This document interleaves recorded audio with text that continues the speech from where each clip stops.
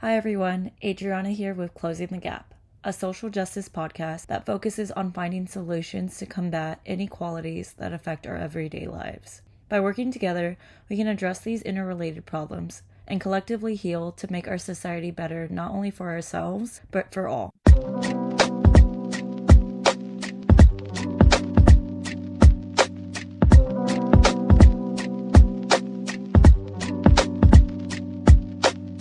Today, we have a great episode for you with two youth leaders that we met back in July at a protest that they invited us to. And we were super happy to attend. So we just wanted to have them on board to show you what they're doing with their amazing work. So Clarice Serrano and Asha Jones co-founded Melanated Youth, which is a BIPOC, Black, Indigenous, People of Color youth coalition based in Orange County, California. And they were doing amazing things to push for change, like demonstrations, protests on different things. The one that we attended was on abortion because of the Roe v. Wade overturning that happened at that time. But they protest for a number of different things that essentially push for social justice. So yes, we are super excited to have them on board. I think this is a great example of how any of us, no matter what age, no matter where we're from, can do things on the weekends, on whatever free time we have to, again, push for change, because that's what we need. So thank you both, Chloe and Asha, for joining us. We're so excited to have you. And let's tell our listeners all about your awesome stuff. Yeah, we want to start off by asking what inspired you both to start Melanated Youth and what is the purpose of the coalition? Melanated Youth really came from the rage of the Black Lives Matter protest. That's how me and Chloe actually met each other. We were both asked to speak at that protest, and then immediately after, we were like, let's exchange socials so we can keep in touch with each other. And then from there, literally, within that week, we were like, hey, let's meet over a call. And then Chloe brought up the idea of us creating this coalition. So for that protest that we met at was Fullerton for Change. And actually it was a funny story because obviously I was super enraged with what was happening in Black Lives Matter. So I spammed my story. I followed the hashtag and I was stalking some nearby protest and who's organizing it. And I got in touch with the organizer, Faith, and I found out that she was looking for speakers. So I contacted Asha and I was like, hey, do you want to speak at a protest? And we didn't even know each other. It was honestly super random. We texted each other once before that, but we never met each other in person. We only had mutuals, but it's pretty awesome considering our first time we actually met was at that protest, and the turnout was beautiful. It was amazing. There was a couple hundred people. That is awesome. Was it your first time speaking at an event, or how did that go? We saw you both speak at that protest. And you both really capture people's attention. It's emotion, but also facts. It's very just presidential. You can see that speech happening at the White House. So yeah, I'm just curious as to how much experience you've had with all of that, because it seems like you've had a lot. Thank you. Well, before that, I've always been pretty active. I would say starting in elementary for attending protests. I would say it was my first actual protest to speak at. But prior to that, I've had a lot of speech and debate experience since I was in 5th grade. So I think that definitely helped, forming speech and practicing. But I can't speak for Asha. Oh yeah, my experience was definitely so different. Before that protest, that was the first time I spoke to that big of an audience, but I really just had the experience of 8th grade presentations in my classes to get me through. So it was really interesting seeing the difference in dynamic between speaking to such a small room of people in class in a school setting, and then having to expand upon my own points with people with I think 100 or something people, like Chloe said before. It was a big turnout, but I feel both of us held our ground very well. And I don't know, it was good to see how validating everybody's response was. I'm not sure if we mentioned earlier, but you both are high school students right now, right? Are you both in your senior year? I am in my senior year. Well, I'm supposed to be in my senior year, but I graduated early over the summer. So I'm at my first year at Fullerton College. You guys are seriously so incredible. That alone, getting into college early is such an accomplishment, not to mention while you're doing so much with your coalition. Just props to you on that. Yeah, that's a good point. You both started really young. Because when you say uplifting youth voices, it's kind of a broad range. I mean, I think Adriana, I think of ourselves as young, but we're mid-20s.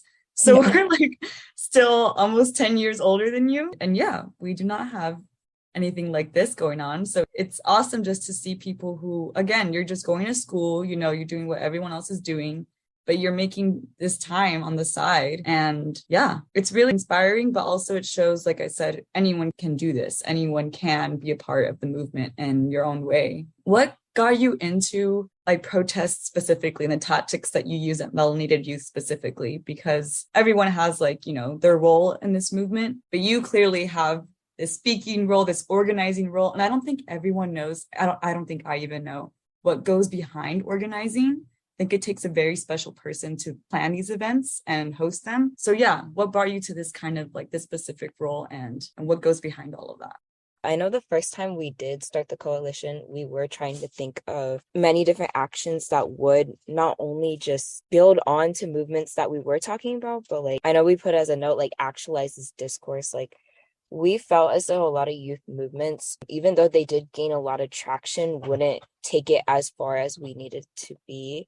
So we did have like discourse calls where we would have people and different speakers come on and like talk about the topics we wanted to cover as like a coalition. But then we realized like, okay, how much is this really going to impact our day-to-day lives? And how much is this really going to provide, I guess, aid to the causes that we are talking about? Like, for example, Black Lives Matter, how much does talking about it really put into effect the different motions we need to like carry out? Chloe, do you want to expand? Yeah. So a lot of the stuff that we do are very action based. And obviously, since we're grassroots led, we believe in like addressing the problem by its root, and mutual aid, protests, discourse, a lot of action focused events do a lot of that. There's actually a quote by Bell Hooks that I wrote down that I feel like really embodies why we do these events, which is one of the most vital ways we sustain ourselves is by building communities of resistance, places where we know we are not alone. So that's by Bell Hooks. And I feel like personally, and I think Asha probably does too, but I can't speak for her, that these mutual aid events and protests are combining communities and solidarity together, which is very vital when you're in like a social movement or you're trying to establish changes. You can't just like expect change and do it alone. We all need each other. And that's like a huge part of Melanated Youth. And I think one of the most important things about us is that we're very community focused, and also we're very focused on liberation, which I think is a huge reason why, once again, we chose to use those certain tactics. I really like that you brought up the mutual aid, because I do think that's something that, at least I personally am just starting to see it become more mainstream, if you will. I think protests and demonstrations, they do get a lot of traction just because the news, you know, automatically will pick that up. The mutual aid is something that you don't really hear in like mainstream news, but I do see it all over like social media, because I think that's where, again, the grassroots, that's where, you know, a free platform, it's easy to just say, hey, Venmo us, hey, Cash App us, or whatever. So that's a really important one, especially like you said, that quote from Bell Hooks, building community. Mutual aid is like one of the best ways to do it, I think. So yeah, definitely thank you for bringing that up. To go ahead and move on, we really want to emphasize the fact you both are doing this at such a young age. We noticed that your coalition also calls out the need to uplift youth voices. Can you tell us a little bit more about the importance of younger generations speaking up? Well, at least from what I have read, a lot of social movements that are taking place are led by young people. And ultimately, part of the reason why that is because I feel like we tend to have a different perspective on things. And there's a different type of care that we're striving for sustainability, since this is going to be like the world we're living in. Obviously, what's going on in the environment's a huge one, but it also like reminds me of what happened with the Third World Liberation Front, how it's a bunch of young folks advocating for ethnic studies. So I think that emphasis is something that has always been there in the realms of activism, but it's extra emphasized from Asha and I because we are one of those young people, and that Gen Z, I feel like we have a different type of fire in us where we're like, let's burn it down and let's go right now type of thing. So I think using that anger and rage to our advantage is huge, and why we emphasize that. And also it's just empowering. Like there's a lot of sayings that that is like, well, I'm young, what can I do? There's so many things you can do. You can lead it. And I think that's really important when it comes to the work we do, is that sort of empowerment. I was gonna like really emphasize the fact that we are working towards longevity. Because we are younger, we have more of like a position to keep movements going and adding more fuel to the fire. And I think, like you said, like different perspectives, we also have different, I guess, methods as to how we are going to address different movements, specifically like through the factions of social media. We do have to work differently because things are on Instagram. We do have to work differently because people do get burnt out when they see infographics being posted every 2 seconds. So it's just figuring out ways that youth can be involved directly with what we are doing as action steps. And like, again, all of our movement and all of our tasks and everything are more based around working at the grassroots. So therefore, a lot of the stuff we do really needs to find new methods to reaching out to different people.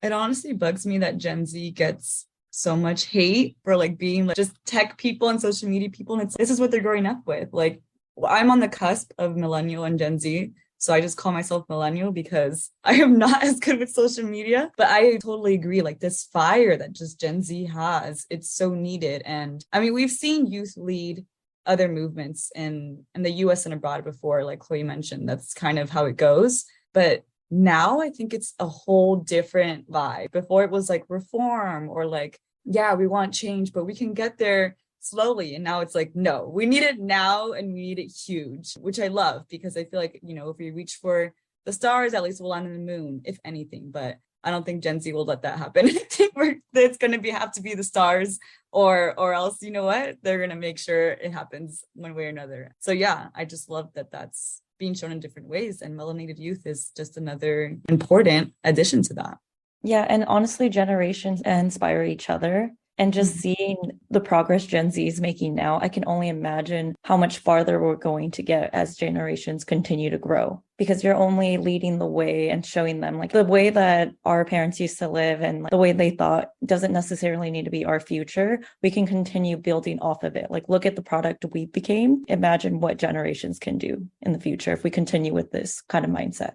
Exactly. Yeah, there's so much to be done, but making a difference in just, you know, one community at a time. And with that said, you kind of already touched on, you know, what you've been doing. I don't know if you see something different in the future. Do you see the coalition expanding? Like you said, you're OC based, Orange County based now. I don't know if you plan to expand to other areas. Obviously, you're both busy with school and things. So maybe this is like just seeing what happens with that first and then kind of going from there.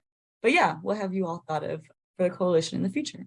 Well, one huge thing for us, we actually have a couple of things that we have been planning. But one of the things that Asha and I are still working out is making a chapter system. This is huge for us, considering a good chunk of our group is high school students, and some of our members that are very active had to move away for college. And it's like, well, I still want to be a part of it. I can't make it to this event. Well, yeah. But yes, chapter systems is something that we're still trying to work out on. Hopefully, this chapter system, we have not necessarily figured it out yet, but it would work like others in the past, and it would build like national connections since we'll all be kind of spread out. That's something that I'm personally like really excited for. We're also going to try to aim our demographic a little older, so still in the youth section. Just as long as you're under the age 30, you can join. We want to continue like collaborations. So at the protest you attended, we had Pots for Abortion that came. We had a couple other groups as well. We had a chapter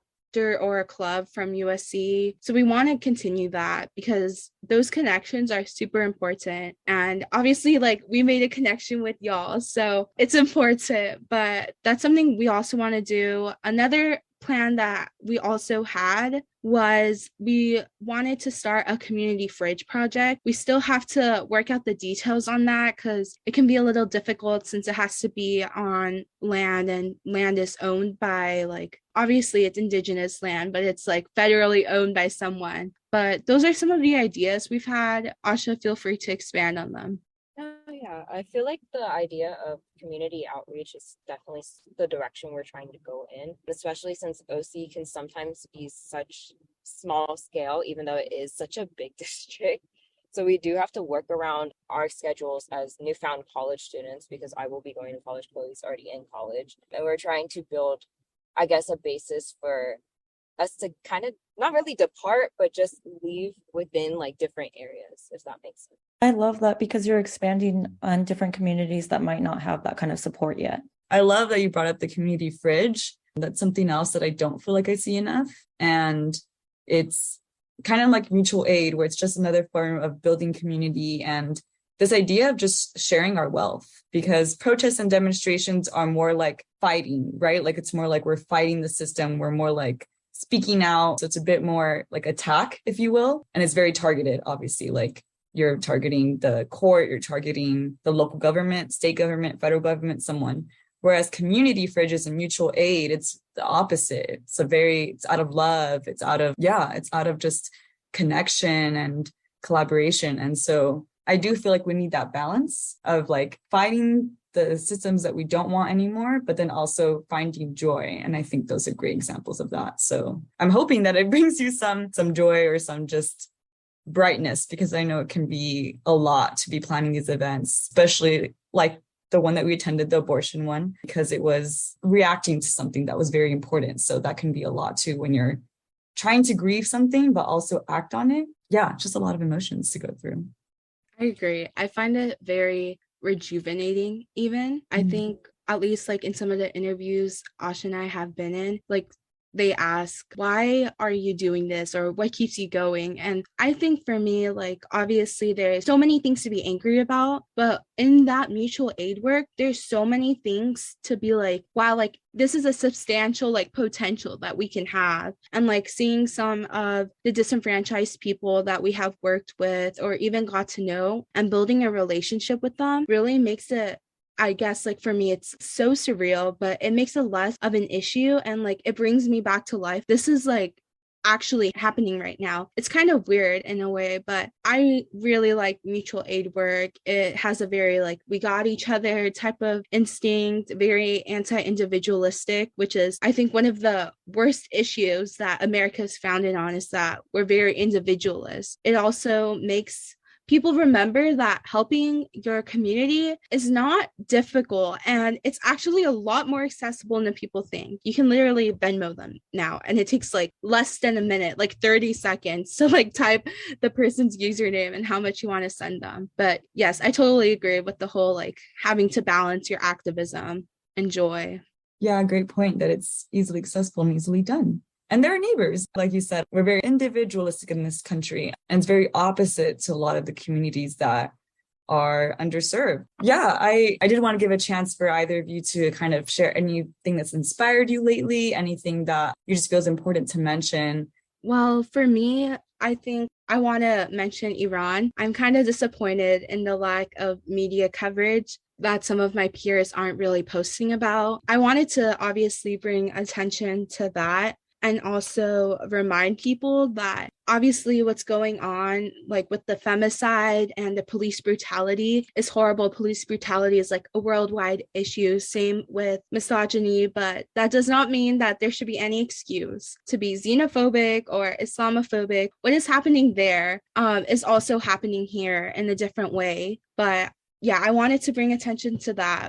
Yeah, we'll for sure put information on what is happening in Iran, why it matters, where to donate, which support. And I guess just to kind of wrap things up, what do you want people to walk away with from this? Like we kind of already mentioned a few takeaways. You can be in the movement, just got to find your role, literally just do it. You can lead, like Chloe said, it doesn't have to be just participating. You can actually be a leader as well. We've touched on uplifting youth voices as well, what solidarity means, why it's so important. And yeah, if you could just tell someone like one thing that you think this is what you need to know and this is how we can do it, and what would it be? No pressure. You've already said so many amazing things, so it could just be like the final one. Oh yeah, I definitely feel like just letting youth know that, again, everything is pretty accessible now. We have the opportunities to, I guess, expand ourselves and just expand on the world around us. So with that being said, there are so many youth movements apart from Melanated Youth coalitions that we're in touch with that are out here working and trying to just spread the same messages that we are. So it really is easy to attach yourself to a organization that will just get you through wherever you're trying to go and trying to help out the best way. Mine kind of builds off of Asha's, but I think it's important to decolonize the idea that we're all kind of alone and individuals in a country. I think a lot of times we feel alone, that we're alone in the struggle, alone in a fight, whether that's like mental health, feeling like you don't belong anywhere, but that there's always going to be a community that stands for you and also stands for what you stand for. So I think there's a lot of comfort in knowing that, or reminding people of that they're never alone in their struggles. And in that community, there's always going to be like people you can lean on. So yeah, definitely remember the community part. Yeah, the solidarity again. And community comes in so many ways too. I think that's why I forgot to mention this, but I actually love the name of your coalition, because melanated youth, it's not, and these are important as well. Like if organizations are for student community, they should be named by that community. So for example, if they're AAPI, it should be AAPI coalition. That makes sense. It's needed. But this is very broad, right? And it's, again, the idea that because we can all come together, you know, as long as you're a melanated youth, like, let's go. So yeah, I love that leaves it open. That way you can build that solidarity and community.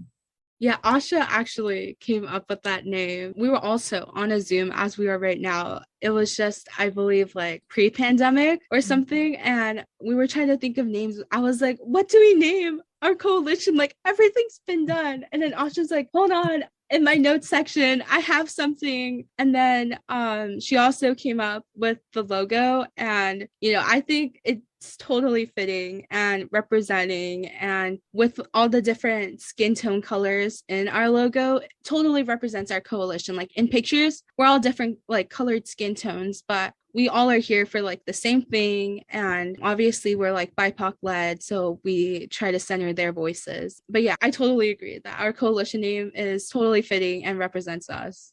Love it. Good job, Asha. Thank you. Appreciate it. And we'll be sure to share all of your information in our show notes as well, so that our listeners can learn a little bit more about your coalition and the work that you guys are doing. I think that wraps it up. Thank you both so much. Again, not only for joining us here and sharing a little bit about your story with your coalition, but for all of the amazing work that you're doing and the awareness that you're spreading within our communities. You both make us really hopeful for the future.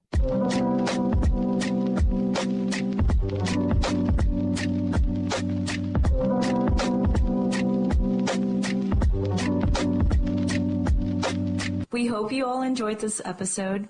Please follow us on whatever streaming platform you use. To learn more, you can follow us on Instagram at closingthegappod, or email us at closingthegappod@gmail.com with questions and feedback. Thanks for listening. Until next time.